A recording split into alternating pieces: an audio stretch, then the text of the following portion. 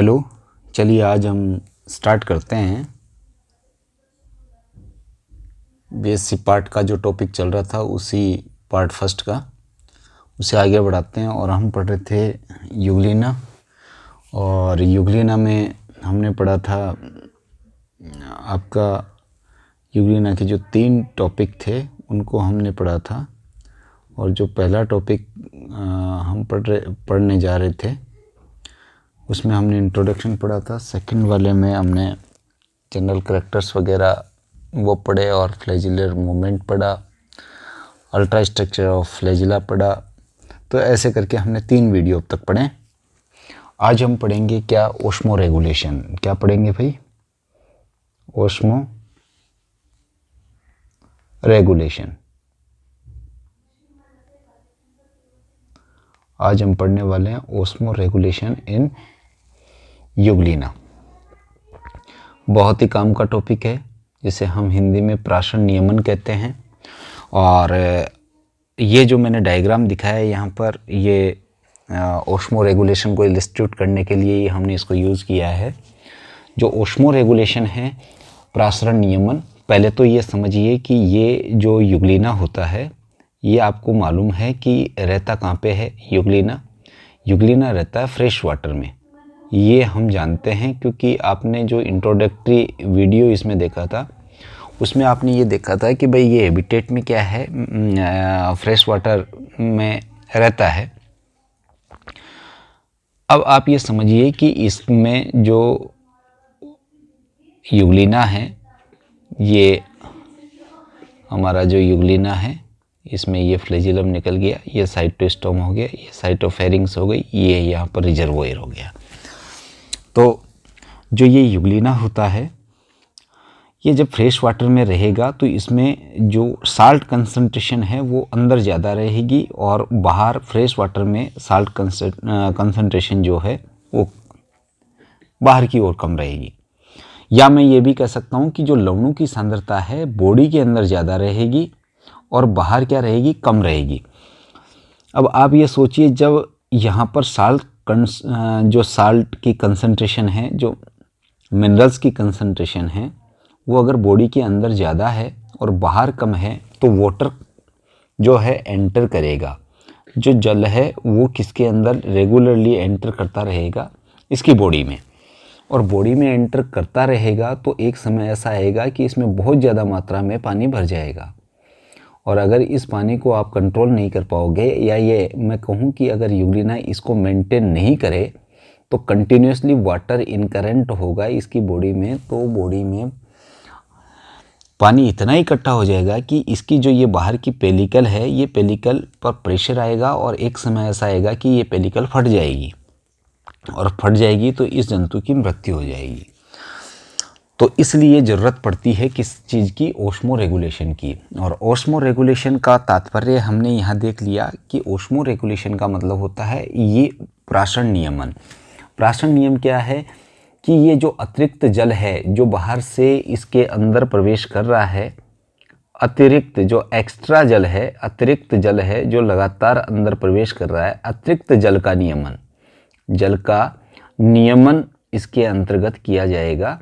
या जो कंट्रोल या रेगुलेशन ऑफ एक्स्ट्रा जो वाटर होगा जो कि लगातार बाहर के मीडियम से इसके शरीर में प्रवेश करता रहता है। और उसके पीछे मैंने रीजन बता दिया कि इसके अंदर लवणों की सांद्रता तो ज़्यादा रहेगी और वाटर में कम रहेगी, इसलिए वाटर क्या करेगा, अपनी अधिक सांद्रता से कम सांद्रता की ओर, यानी बाहर से भीतर की ओर इस प्राणी के शरीर में प्रवेश करेगा। तो इस अतिरिक्त जल का नियमन करना जरूरी है। अगर नहीं करोगे तो ये फट जाएगा।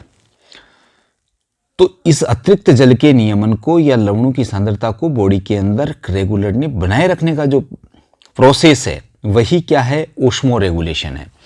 अब इस अतिरिक्त जल का जो नियमन जिसके द्वारा किया जाता है उसका नाम है कॉन्ट्रैक्टाइल वैक्यूल, जिसको हिंदी में हम कहते हैं संकुचनशील धानी, संकुचनशील रक्तधानी, संकुचनशील धानी बोलते हैं इसको, संकुचनशील रसधानी भी बोलते हैं। तो इसके द्वारा किया जाता है। तो ये आपको याद रखना है टर्म। यहाँ पर जो मैंने डायग्राम दिखाया है ये युगलिना का डायग्राम है। ये क्या है भाई, युगलिना है। और जो ये युगलिना है इसमें मैंने यहाँ देखिए मैं एक अलग कलर से दिखाने का प्रयास करता हूँ। यहाँ मैंने लिखा है, देखिए जहाँ प्लस का टिक का मैंने निशान लगाया है वहाँ देखिए मैंने लिखा है कॉन्ट्रैक्टाइल वैक्यूल, और कॉन्ट्रैक्टाइल वैक्यूल के पास में हमने लिखा है रिजर्वोयर। ये रिजर्वोयर है, और रिजर्वोयर के आगे क्या है, साइटोफेरिंग्स है। रिजर्वोयर, साइटोफेरिंग्स और साइटोस्टॉम, और ये फ्लैजिला। मैंने 4 डॉट लगाई है, फिर से मैं बोलता हूँ, रिजर्वोयर है पहली डॉट, दूसरा साइटोफेरिंग्स, तीसरा साइटोस्टॉम और ये फ्लैजिला। ये 4 डॉट मैंने इस डायग्राम पे शो की है। कॉन्ट्रैक्टाइल वैक्यूल का है, इस रिजर्वोयर के पास में ये वाली बनी है। ये जो है ये कॉन्ट्रैक्टाइल वैक्यूल है, जहां मैंने ग्रीन कलर से इसको बनाया, ये रही। अब जो ये कॉन्ट्रैक्टाइल वैक्यूल है, इस कॉन्ट्रैक्टाइल वैक्यूल को हमने कहा संकुचनशील धानी। तो सबसे पहले बात तो यही आती है कि भाई जब भी इसको इस अतिरिक्त जल का नियमन करना होता है तो इसके अंदर एक कॉन्ट्रैक्टाइल वैक्यूल का फॉर्मेशन होता है। किसका फॉर्मेशन होता है? कॉन्ट्रैक्टाइल वैक्यूल फॉर्मेशन होता है। और ये फॉर्मेशन कहाँ होता है? Near reservoir. रिजर्वोयर जिसको हिंदी में हम आश्य बोलते हैं। किसके पास में होता है? आश्य। आश्य का मतलब होता है एक bladder like structure which is found near the cytopharynx. तो सबसे पहले कॉन्ट्रैक्टाइल वैक्यूल बनेगी, उसका निर्माण होगा और कहाँ होगा? ये रिजर्वोयर आश्य के पास में होगा। और ये आश्य के पास में, यहाँ देखिए ये आश्य था और यही इसके पास में क्या बनी? कॉन्ट्रैक्टाइल वैक्यूल बनी है। अब जो ये कॉन्ट्रैक्टाइल वैक्यूल बनी है, जो कि जिसका आरंभ जो है बनने का जो काम है, जो संरचना बार बार हम कहें कि अतिरिक्त जल का नियमन करने के लिए बनेगी, वो किसके पास बनना प्रारंभ होगी? संकोचनशील जो रिक्तिका है वो आश्य के पास में बनना होगी, जो कि डायग्राम में आप रेड स्पॉट के रूप में देख रहे हो यहाँ पे। अब इसके पास में प्रारंभ में ये ऐसा नहीं होता। प्रारंभ में क्या है कि ये एसेसरी वैक्यूल्स के रूप में इकट्ठा होती है। एसेसरी वैक्यूल्स यानी ये छोटी छोटी डॉट डॉट के रूप में आप देख रहे हो, तो ये बहुत सारे छोटे छोटे आश्य के रूप में इकट्ठे होंगे। फिर ये आपस में इकट्ठे होकर के एक बड़ी आकार की क्या बनाएंगे? बड़े आकार की कॉन्ट्रैक्टाइल वैक्यूल बना देंगे, ये वाली कॉन्ट्रैक्टाइल वैक्यूल।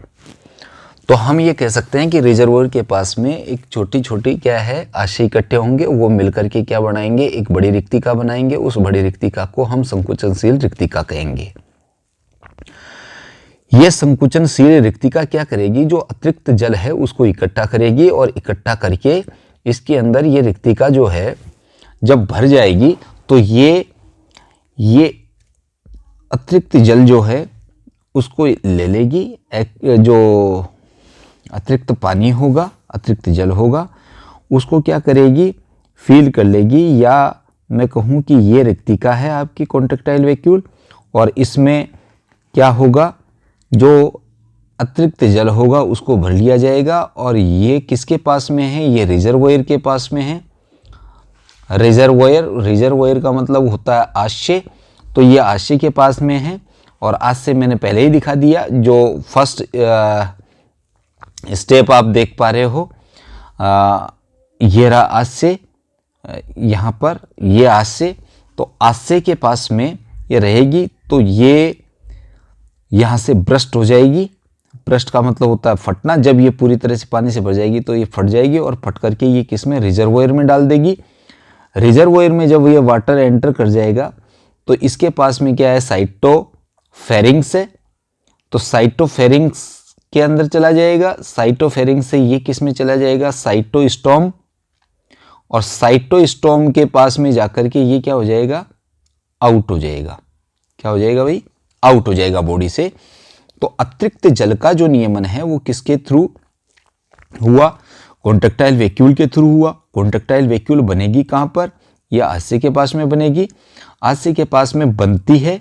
बनने के बाद में ये क्या है कि जो अतिरिक्त जल है पूरी बॉडी के अंदर, इसके अंदर जो ये अतिरिक्त जल पड़ा है, यहाँ देखिए ये अतिरिक्त जल पड़ा है, ये जो अतिरिक्त जल पड़ा है इसको ये कॉन्ट्रैक्टाइल वैक्यूल अपने में फील कर लेगी, फील करके ये फूल जाएगी। फूलने के बाद में ये रिजर्वोयर के पास में जाकर के ब्रस्ट हो जाएगी। ब्रस्ट होते ही जो इसमें कंटेंट होगा वो किस में डाल दिया जाएगा, आशय में डाल दिया जाएगा। आशय का संबंध साइटोफेरिंक्स कोशिका ग्रसनी से होता है, उससे होता हुआ कोशिका मुख को पहुंचेगा और वहां से वो बाहर फेंक दिया जाएगा। यहां पर समझने की बात यह है कि वाटर के साथ साथ में जो विभिन्न प्रकार के अतिरिक्त लवण हैं, जो CO2 है, अमोनिया के यौगिक है, कंपाउंड है, उनको भी इस उत्सर्जित पदार्थ के रूप में जो होंगे उनको भी इसके साथ साथ में क्या कर दिया जाएगा, जल के साथ में बाहर कर दिया जाएगा। तो मुख और ग्रसनी जो है वास्तव में ये जो साइटोस्टोम है और साइटोफेरिंक्स है, ये दोनों भोजन निगलने का काम या भोजन ग्रहण करने का काम कभी नहीं करते, जबकि ये तरल पदार्थों को बाहर फेंकने का काम करते हैं। वो कौन से तरल पदार्थ होंगे, जो कि ये कॉन्ट्रैक्टाइल वैक्यूल हमने देखा है उसके पास में जो होते हैं उनके द्वारा।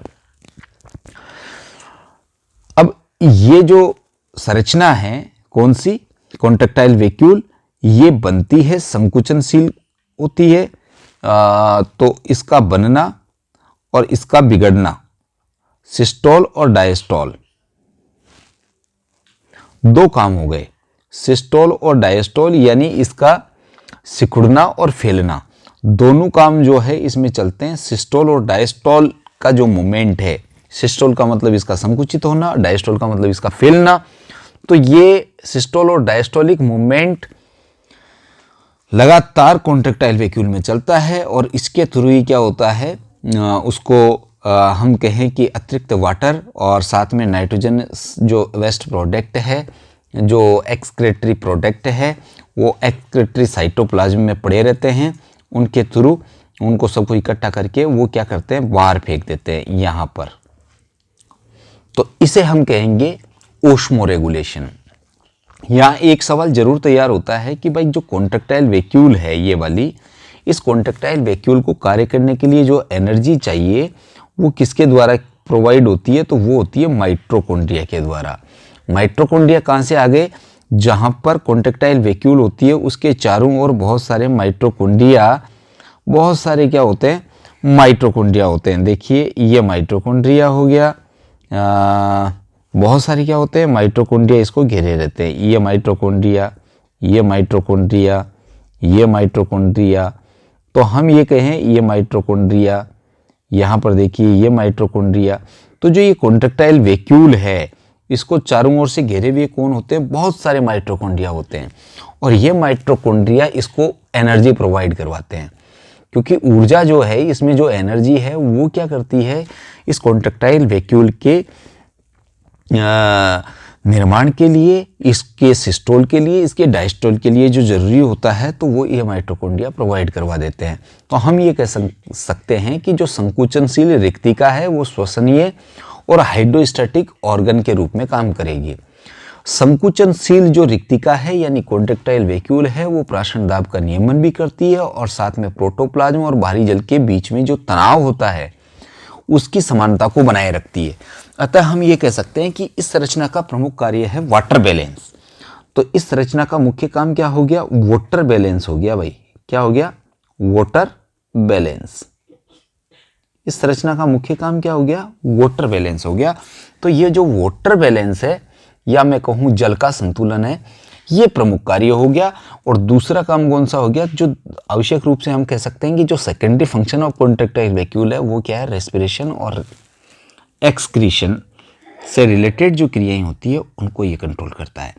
तो आज के इस सेशन में हमने ये सीखा कि ओस्मो रेगुलेशन क्या होता है, ओस्मो रेगुलेशन यूग्लिना में कैसे होता है, किसके द्वारा होता है, उसका कारण हमने जाना, कॉन्ट्रैक्टाइल वैक्यूल ये हमने देखा, उसका फॉर्मेशन कहाँ होता है और उसमें जो वेस्ट प्रोडक्ट होते हैं, एक्सक्रेटरी प्रोडक्ट जो होते हैं, और साथ में जो एडिशनल वाटर करंट है या मैं कहूँ कि जो एक्सेस अमाउंट ऑफ वाटर है उसको वो लेकर के कहाँ डालती है, जिसको आपने रिजर्वोयर लिखा है, फिर वहाँ से वो साइटोफेरिंग से होता हुआ साइटोस्टोम को पहुँचता है और उसके थ्रू होकर के वो शरीर से बाहर फेंक दिया जाता है। और जो प्रमुख दो कार्य हमने युग्लिना के संदर्भ में लेकर के प्राशन नियमन के साथ साथ संकुचनशील रिक्तिका के सीखे, वो था। प्रथम कार्य इसका है प्राशन नियमन और दूसरा काम है श्वसन और उत्सर्जन क्रियाओं में भाग लेना।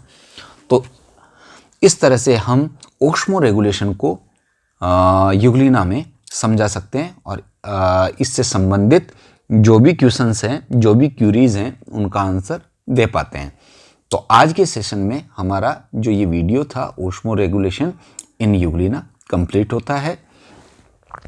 अगले सेशन में हम बिहेवियर की बात करेंगे कि युग्लिना किस तरह का बिहेव करता है।